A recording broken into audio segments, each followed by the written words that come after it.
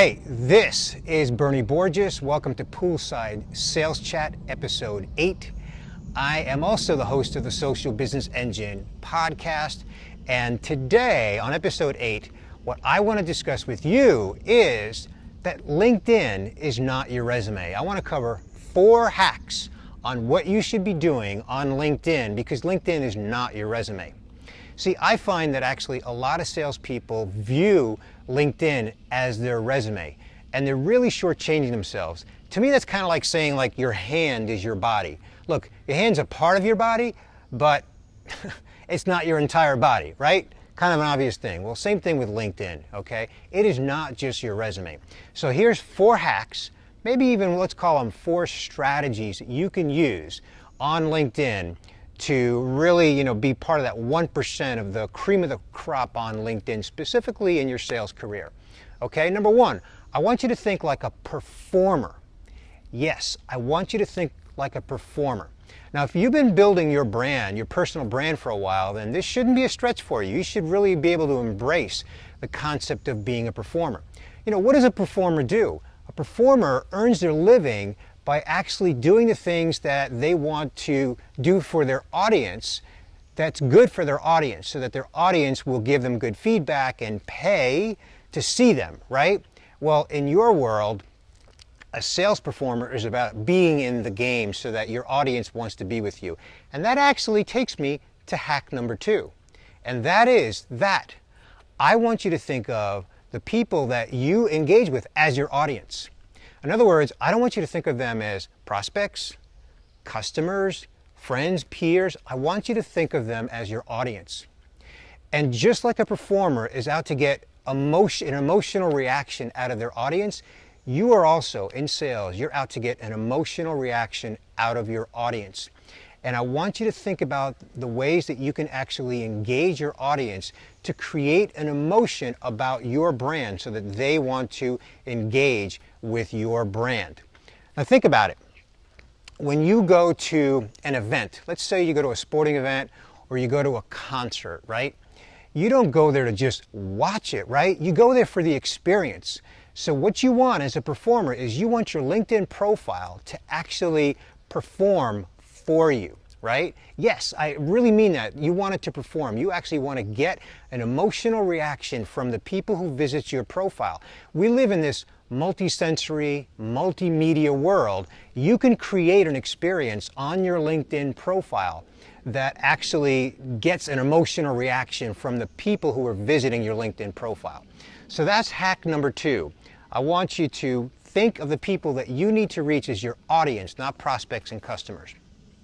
Hack number 3, I want you to write a killer headline in your profile. If you're a performer, then you understand the importance of a headline, right? A headline is supposed to be compelling and attention grabbing. It should grab you in to want to know more about what's that performer all about, right? So I want you to write a headline that is compelling, but you know what? Most people don't do that. Most people just write their job title on their headline. Well, it's a headline, so I want you to write something like this. I'm going to give you an example. Let's say you're an enterprise sales representative, right? You're an enterprise salesperson, right? And so you list that as your title, enterprise sales executive, right? Now, is that compelling? Is that unique? Is that different? Is that interesting? No, it's not. Why don't you try something like this and just tailor it and make it work for you in your world, right? Something like creating measurable efficiencies through supply chain logistics software. Now look at what I did. I started with a verb, which is an action word, right? Creating. And then I said you're creating efficiencies, but not just efficiencies, you're creating measurable efficiencies. And how are you doing that? Through supply chain logistics software. Now that's just an example, but I want you to think about how can you write compelling headlines that, again, describe who you are as a performer in your industry and make them action-oriented and in a way that actually will generate some emotion from the audience that you want to reach, okay? All right, hack number 4, or strategy number 4, to be in the top 1% of LinkedIn profiles. Number 4, here we go. Write a really awesome summary. Now, I'm shocked at how many people on LinkedIn, whether in sales or not, don't even write a summary.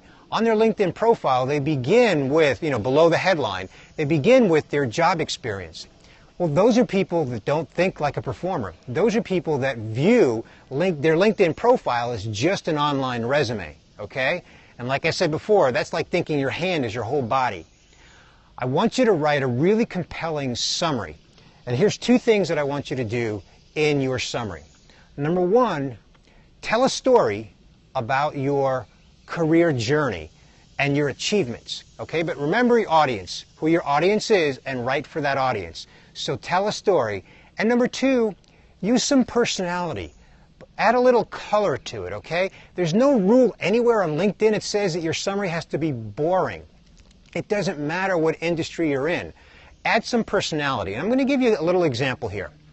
I just the other day read a summary of a gentleman who opened up his summary by saying, hey, I wrote this summary in the third person, and it didn't come naturally to me. And I was reading through the summary. About halfway through his summary, he reiterated, I'm still writing this in the third person, and it's not easy, but I'm doing it. And then when I got all the way down to the bottom of his summary, guess what he said? Hey, I got through this in the third person. It didn't come naturally to me, but I did it. Well, you know what? That actually gave me a little insight into the way he thinks and his personality, and it made him more interesting to me. So that's just one example. Yeah, it's hot out here, boy. It's in the 90s.